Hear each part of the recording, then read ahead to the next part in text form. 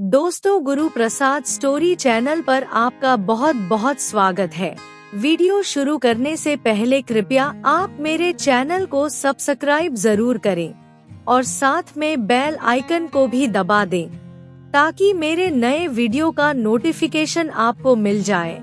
और अगर वीडियो अच्छा लगे तो कृपया लाइक, कमेंट और ज्यादा से ज्यादा शेयर करें। अब देर न करते हुए आज की साखी शुरू करते हैं। दोस्तों, आज हम बात करेंगे सिख धर्म के संस्थापक श्री गुरु नानक देव जी के बारे में। कार्तिक मास की पूर्णिमा के दिन 1469 ई को रायपुर की तलवंडी नामक स्थान में कल्याण चंद उर्फ कालू मेहता नाम के एक किसान के घर आदरणीय गुरु नानक देव जी का जन्म हुआ। गुरु नानक देव जी की माता का नाम तृप्ता था। तलवंडी को ही अब गुरु नानक देव जी के नाम से ननकाना साहब कहा जाता है, जो अब पाकिस्तान में स्थित है। दोस्तों, 16 वर्ष की आयु में श्री गुरु नानक देव जी का विवाह बीबी सुलखनी जी से हुआ, जिसके बाद उनके घर श्री चंद और लक्ष्मी चंद नाम के 2 पुत्र पैदा हुए। दोस्तों, ये तो हुई श्री गुरु नानक देव जी के बारे में संबंधित जानकारी। अब हम बात करते हैं श्री गुरु नानक देव जी के पूर्व जन्मों के बारे में। दोस्तों, सतयुग में श्री गुरु नानक देव जी वाली आत्मा राजा अम्बरीश थे, जहां पूर्ण परमात्मा संत रूप में उन्हें मिले और उन्हें भक्ति करने के लिए प्रेरित किया। परंतु राजा अम्बरीश परमात्मा द्वारा बताई गई भक्ति न करके भगवान विष्णु जी को ही अपना इष्ट मानकर ब्रह्मा दत्त की उपासना करने लगे।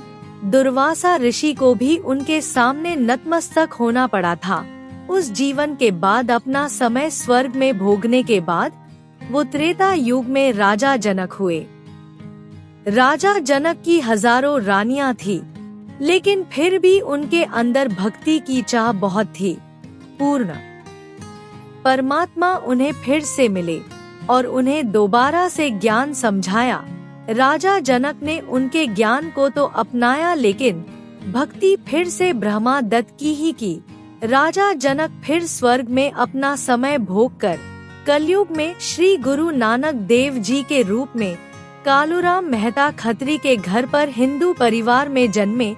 गुरु नानक देव जी के पूर्व जन्मों का प्रमाण श्री गुरु ग्रंथ साहिब में साखी अजीत रंधावा-दी में पृष्ठ 423 पर दर्ज है, और इस बात का प्रमाण भाई बाले वाली जन्म साखी में भी मिलता है।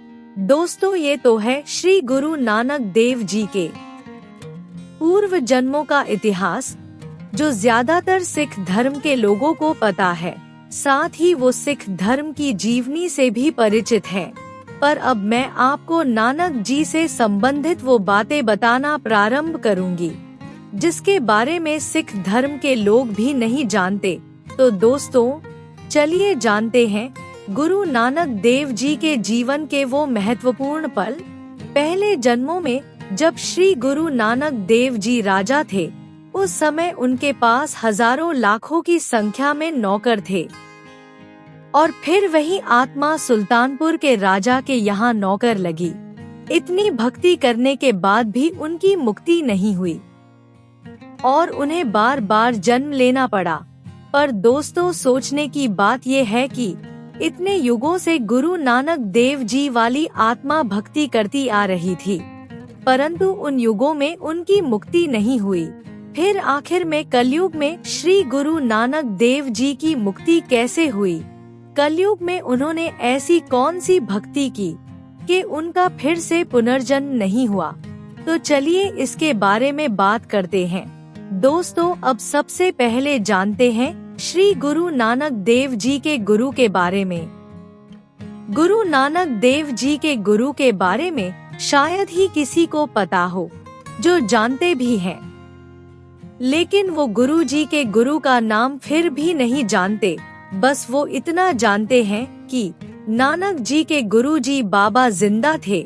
कोई कहता है पंडित उनके गुरु थे, जिन्होंने उन्हें अक्षरीय ज्ञान दिया था, और जो नहीं जानते वो कहते हैं कि नानक जी का कोई गुरु नहीं था, दोस्तों, पहले हम ये सिद्ध करेंगे कि गुरु नानक देव जी ने भी गुरु धारण किया था, जिनसे उन्हें अक्षरीय ज्ञान नहीं बल्कि आध्यात्मिक ज्ञान हुआ था। भाई बालेवाली जन्म साखी के 251 पृष्ठ पर सिद्धा नाल गोष्ठी हुई टॉपिक में नानक जी मर्दाना को कहते हैं कि सानू करतार ने एढ़ा वड्डा यानी इतना बड़ा गुरु मिलाया है, जो परमात्मा से कम नहीं और उसकी कृपा के बिना हमें दिखाई नहीं देता, यानी उसकी कृपा के बिना उसके दर्शन नहीं होते। इससे स्पष्ट होता है कि श्री गुरु नानक देव जी के भी गुरु जी थे। भाई बालेवाली जन्म साखी के 252 पृष्ठ पर सिद्धा नाल हुई गोष्ठी टॉपिक में आगे सिखी होर चली में भाई मर्दाना ने गुरु जी से पूछा, आपको जो गुरु मिला था उसका नाम क्या है? तब गुरु नानक देव जी ने उसे बताया कि उसका नाम बाबा जिंदा है, उसे बाबा जिंदा कहते हैं। जल और पवन उसके हुक्म पर चलते हैं और अग्नि और मिट्टी भी उसके हुक्म में है। उसके बाद भाई मर्दाना पूछते हैं, गुरुजी हम भी तो आपके साथ ही थे, फिर आपको वो गुरु कब मिला? तब नानक जी ने उसे बताया कि जब सुल्तानपुर में मैंने बेई नदी में डुबकी लगाई थी, तब तुम हमारे साथ नहीं थे और मैं 3 दिन उसी गुरु के पास रहा था। मर्दाने वो ऐसा गुरु है जिसकी सथा पूर्ण सृष्टि को आसरा दे रही है। इस पृष्ठ पर गुरु जी ने अपने गुरु के बारे में और भी बहुत कुछ बताया है।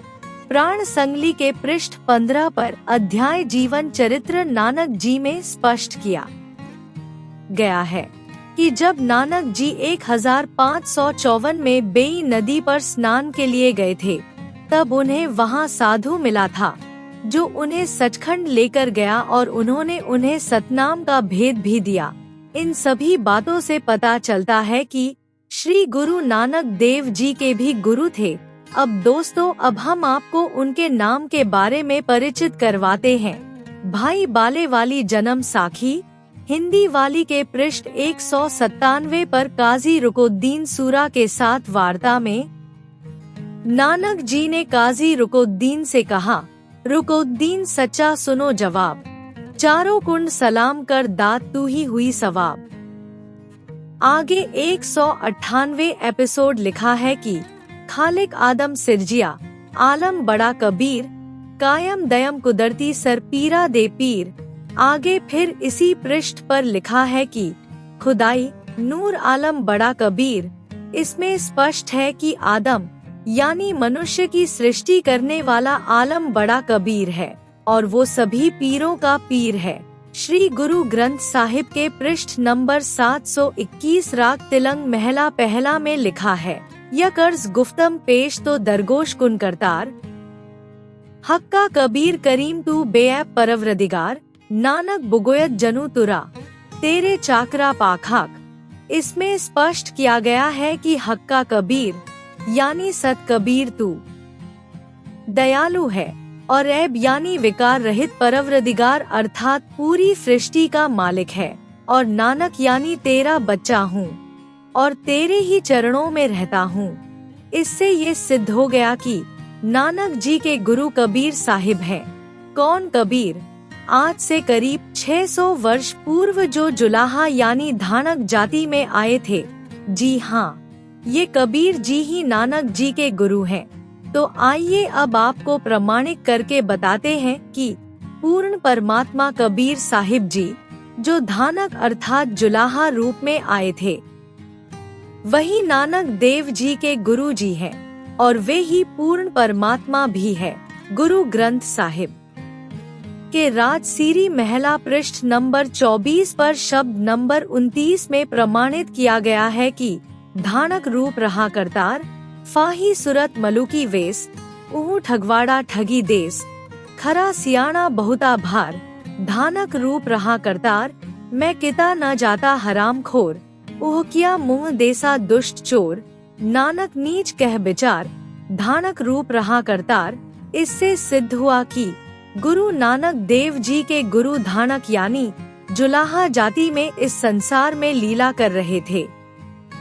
गुरु ग्रंथ साहिब के 731 पृष्ठ लिखा है कि नीच जाति परदेसी मेरा, खिन आवे तिल जावे, जाकी संगत नानक रहंदा, कुकर मोर मोंढा पावे। इस बात से स्पष्ट हो गया कि जिनकी संगत यानी जिसकी शरण में यानी श्री गुरु नानक देव जी थे, यानी उनके गुरुजी, व नीचे जाति यानी जुलाहा जाति में लीला कर रहे थे। और नानक जी ने प्रेम से कहा था कि नीच जाति परदेसी मेरा। इन सभी बातों से स्पष्ट होता है कि कबीर साहिब जी श्री गुरु नानक देव जी के गुरु भी हैं और देह रूपी परमात्मा पूर्ण करतार भी है। श्री गुरु नानक देव जी कौन से भक्ति करते थे? सबसे पहले श्री गुरु नानक देव जी एक ओंकार अर्थात ओम मंत्र का जाप करते थे तथा उसी को सत्य मानते थे। उन्हें बेई नदी पर कबीर साहिब जी ने दर्शन देकर सतलोक अर्थात सचखंड दिखाया तथा अपने सद्गुरु स्वरूप को दिखाया। तब श्री गुरु नानक देव जी अकाल मूर्ति को पाकर उनके चरणों में गिरकर उन्होंने सतनाम सच्चा नाम प्राप्त किया। सतनाम का जाप मिलने पर नानक जी की काल लोक से मुक्ति हुई। सिख धर्म में जो सभी लोग जपते हैं सतनाम वाहेगुरु, असल में वो सतनाम नहीं है, वास्तविक में सतनाम जिसका जाप नानक देव जी ने किया और जो उनकी वाणी प्रमाणित करती है, वो सतनाम 2 अक्षर का है, जो भाई बाले वाली जन्म साखी के पृष्ठ 547 पर समुद्र दी साखी में वर्णित किया गया है। प्राण संगली द्वितीय भाग के 103 पृष्ठ पर भी सतनाम के 2 अक्षर वर्णित है। इस अनमोल मंत्र सतनाम को उस समय गुप्त रखने के लिए नानक जी को कहा गया था। साखी सचखंड की के पृष्ठ 309 पर लिखा गया है कि नानक जी को परमात्मा ने सतनाम को गुप्त रखने का आदेश दिया है, जिस कारण उन्होंने परमात्मा के आदेश के बिना अपने किसी भी अनुयायी को सतनाम नहीं दिया। तो दोस्तों आइए अब हम बात करते हैं कि जिस सचखंड में नानक जी गए थे वो सचखंड दिखने में कैसा है। साखी सचखंड की पृष्ठ संख्या 309 पर सचखंड की साखी अध्याय में सचखंड की महिमा बताई गई है। सचखंड प्रकाशित लोक है, जहाँ प्रकाश रूपी सिंहासन पर निरंकार स्वयं विराजमान है और देवी देवता अपने अपने हाथ बांधे हुए आज्ञा की परीक्षा में खड़े हैं। सचखंड अमरलोक है, जहाँ जाने के बाद मनुष्य फिर लौटकर वापस नहीं आता। कबीर साहिब जी की भक्ति करने के बाद, मुक्ति प्राप्त करने के बाद नानक जी सचखंड गए थे।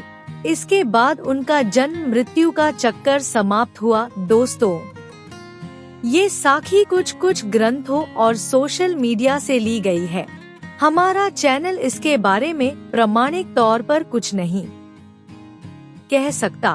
अगर मेरे वीडियो में कोई कमी रह गई हो या फिर कोई जानकारी दी गई हो तो उसके लिए मैं आपसे पहले से ही क्षमा मांगती हूँ। दोस्तों वीडियो देखने का आपका बहुत बहुत धन्यवाद। अगर आपको वीडियो अच्छा लगा हो तो चैनल को सब्सक्राइब और वीडियो को लाइक और कमेंट भी जरूर करें। वीडियो में अंत तक बने रहने के लिए आपका बहुत बहुत धन्यवाद। वाहेगुरु जी का खालसा, वाहेगुरु जी की फतेह।